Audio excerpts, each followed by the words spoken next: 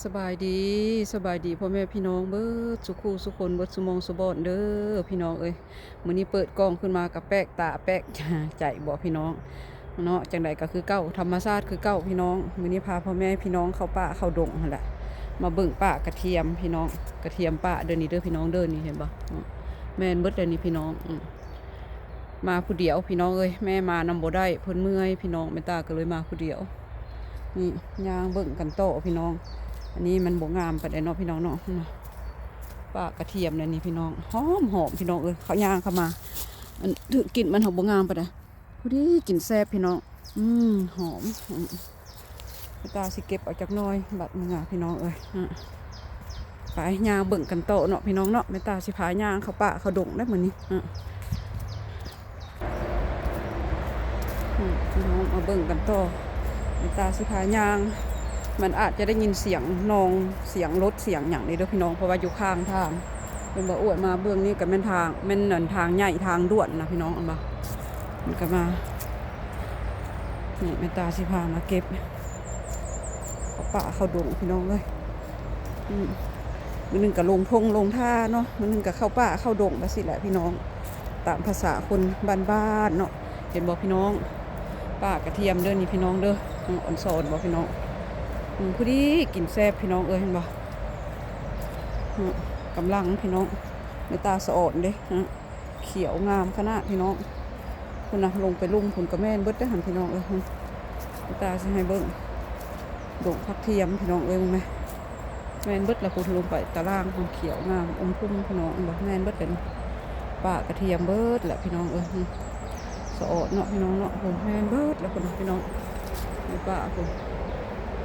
ไม่ตามาผู้เดียวเลยเห็นบ่น้ำแคมทางนี่ก็ได้พี่น้องบนคนย่างนี่บ่คันบ่อยากมุนปากก็เก็บเอาอยู่นี่เอามีดมาปาดจวดไม่ตาบ่ได้เอามีดมาได้พี่น้องย่างมาซื่อลูกสาวกระโทรนำไม่ตาอีกว่าเห็นรถผ่านหน้าบ้านคือบ่แว่ว่าซั่นเพราะว่าไม่ตามาแต่เฮือนแฟนไม่ตาแล้วก็แว่มาพี่เลยนะพี่จริงไม่ตาก็สิไปหาแม่แหละป้าตัวพี่น้องสะอดเนาะผักเทียมนี่นะสะอดเด้เห็นบ่พี่น้องลงไปลุ่มผุนกับแม่นเบิดแหละพี่น้องยังบ่ได้ขึ้นคักเนาะเป็นบ่แม่นเบิดแหละป้าผักเทียมนี่พี่น้องกระเทียมป้าเด้อพี่น้องเด้อนี่นะสะอ่อนนี่แม่ตาสิมาเด็ดเอาพุ่นละหอมขนาดพี่น้องหอมนี่แหละพี่น้องเลยนี่คือกระเทียมป่าพี่น้องเป็นบ่สะอ่อนเนาะเต็มไปเบิดเลย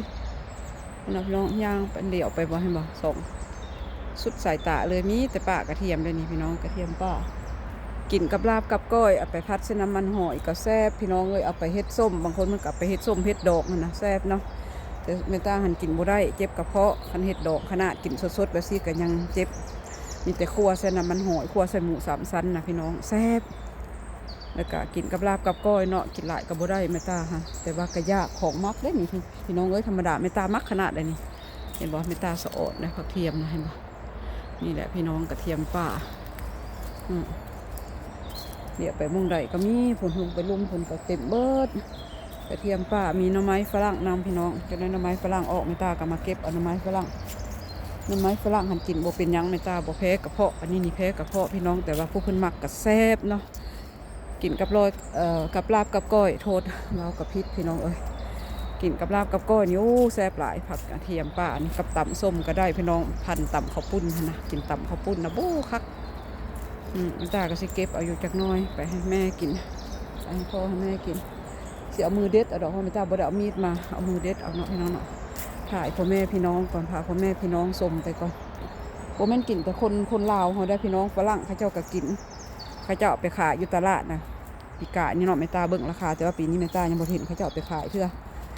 กิโลนึงนะพี่น้องผักเทียมป่านี่นะกิโลนึง12 ยูโรได้พี่น้องบ่ได้ถึกๆได้ดอกมันคือกันมากมันคือใบคือกันใบกระเทียมป่านี่พี่น้องมานั่นแหละพี่น้องคนทางลงใส่คนพี่น้องมาป่ากระเทียมแม่นเบิดเดี๋ยวหันพี่น้องแม่นเบิดแหละกระเทียมป่าเบิดอะไรนี่พี่น้องคนเห็นบ่พี่น้อง สบายดีสบายดีพ่อแม่พี่น้องเบิดสุขูสุคนเบิดสุมงสุบเนาะพี่น้องสบายดีอีกครั้งเด้อพี่น้องเด้อคนยืนงง อยู่ดงป่าพักเทียมพี่น้องมาคนเดียวอีกแล้วพี่น้องเอ้ยเห็นบ่งามพี่น้องเอ้ยแม่นเบิดแหละเขียวนี่แม่นเบิดแม่นพักเทียมเบิดแหละพี่น้องพักเทียมป่าเนาะอันนี้กับป่าดงพงไพพี่น้องเอ้ยแม่ตาสิพาเห็นบ่แถวนี่กับผู้นะพี่น้องเอ้ยงามคักกระเทียมป่าเบิดแหละนะพี่น้องหอมกลิ่นมันแห้งขนาดได้พี่น้องเอ้ยเขาเทียมนะแม่ตาละสะอดเนาะอยู่งม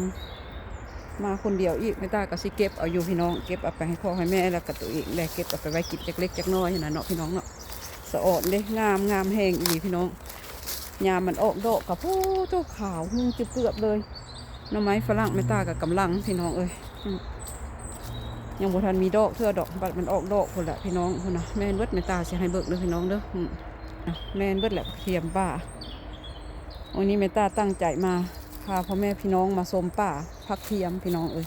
แล้วก็มีหน่อไม้ฝรั่งน้ำเนาะเกาะมันกกมันนี่นะแม่ตาหน่อไม้ฝรั่งนะพี่น้องบ่มันออกดอกมันกินดอกมันใบนี่แม่ตาบ่เคยกินใบมันจะคล้ายๆใบพักเทียมแหละพี่น้องแต่บ่แม่นพักเทียมสะอดพักเทียมป่าเนาะพี่น้องเนาะมันเลยแม่ตาสิเก็บเอาหน่อยนึงย่างถ่ายคลิปให้พ่อแม่พี่น้องเบิ่งก่อนสะอดแห้งพี่น้องเอ้ยงามหลายพี่น้องเวลาจะกินบ่ได้ไม่ตาค่ะเฮ็ดไปอันนี้เขาเจ้ามาเฮ็ดลิ้นจักเขาเจ้าเฮ็ดอย่างเดียวมันเขาเจ้าเฮ็ดอันแข้งรถแข้งอย่างลิ้นเนี่ยนะรถอันเทเลคอมมองขนาดเนาะพี่น้องจักเขาเจ้าเอิ้นจะได้บ่แม่นเบิดแต่พี่น้องป่าพักเทียมนี่นี่แหละโหย่างไป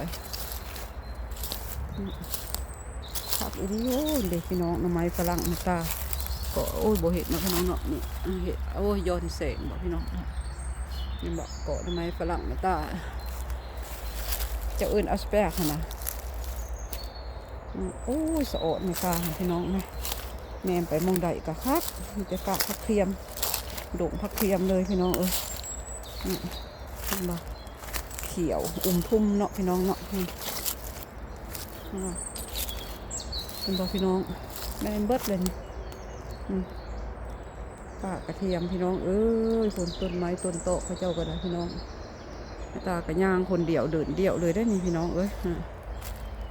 ลูกสาวกระโทรนำอยากให้แม่มาผู้เดียวว่าสัตว์ย้อนแสงแดดเนาะพี่น้องเนาะ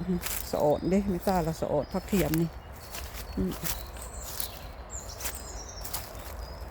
ยางลิ้นสมป่าสมดงเป็นอมกันเลยพี่น้องมันนี่พาเขาป่าเขาดงบ่ได้ลงทงลงท่ามันนี่พี่น้องเอ้ย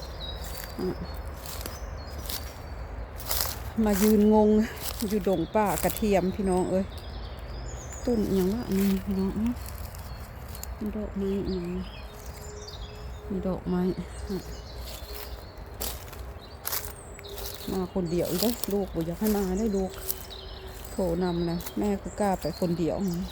มันก็บ่ได้เป็นตาย่านดอกพี่น้องอยู่ทางเทิงหันทางเทิงมือแม่ตาอยู่แบบบดนี้ก็มีหงเฮียนเนาะพี่น้องแล้วก็มีทางรถคนก็ย่างไปมาอยู่ก็มีคนย่างมันก็บ่ได้เป็นตาย่านสะอดบอกพี่น้องสะอดเนาะคุณนะยังมีหลายอีกอยู่ด้วยพี่น้องแม่ตาที่พาย่างเลย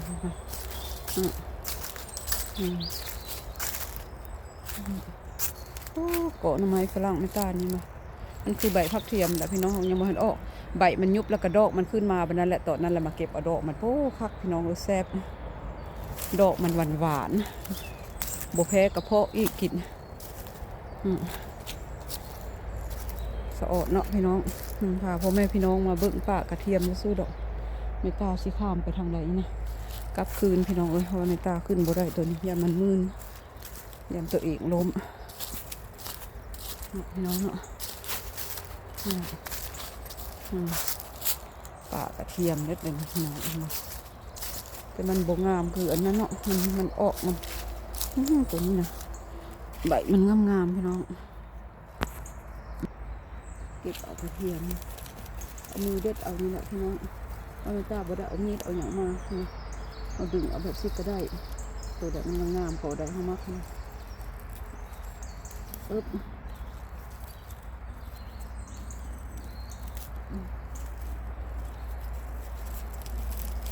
ไม่ทราบก็สิเอาแบบสิแหละพี่น้องเด็ดเอาแบบนี้เลยบ่สิเด็ดเอาแบบสิแหละสะอดนี่พี่น้องจะไม่งาม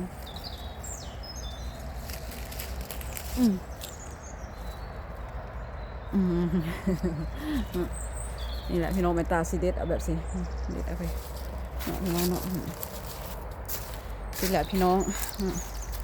พาพ่อแม่พี่น้องมาเบิ่งป่าพักเทียมพี่น้องกระเทียมป่าเด้อพี่น้องเด้อออกหลายเนาะพี่น้องเป็นตาสะอ่อนเดี๋ยวมากินกันสบายละเดี๋ยวนี้เพราะว่าฤดูมันเลยเนาะพี่น้องทำนี่แหละพี่น้องแม่ตาก็ขอจบคลิปไว้ซับนี้เนาะพี่น้องเนาะพาพ่อแม่พี่น้องเข้ามาสมป่ากระเทียมพี่น้องแม่ตาแกะพักแม่ตาปะแล้วก็สิเก็บโตพี่น้องแม่ตาสิเก็บกระเทียมเอาจากน้อยเบาหลายดอกเห็นปะน้องแมนเบิร์ดทางนี้ก็ได้อวยมาทางนี้กับป้ากระเทียมอวยมาทางนี้กับแม่เป็นดอกพี่น้องตาสอดเนาะนี่แหละพี่น้องกระเทียมป้าไปแล้วพี่น้องท้ายคลิปนี้แม่ตากะขอกล่าวคำว่าสบายดีพี่น้องไปพอกันใหม่คลิปหน้าเนาะเป็นอย่างไรก็อย่าลืมกดติดตามแม่ตาเด้อช่วยเป็นกำลังแห่งใจให้แม่ตาเด้อพี่น้องไปละพี่น้องอยู่ดีมีแห้งโชคดีร่ำรวยความเจ็บอย่าได้ความไข้อย่ามีพี่น้องเอ้ยโชคดีตลอดไปร่ำรวยพี่น้องไปแล้วบ๊ายบาย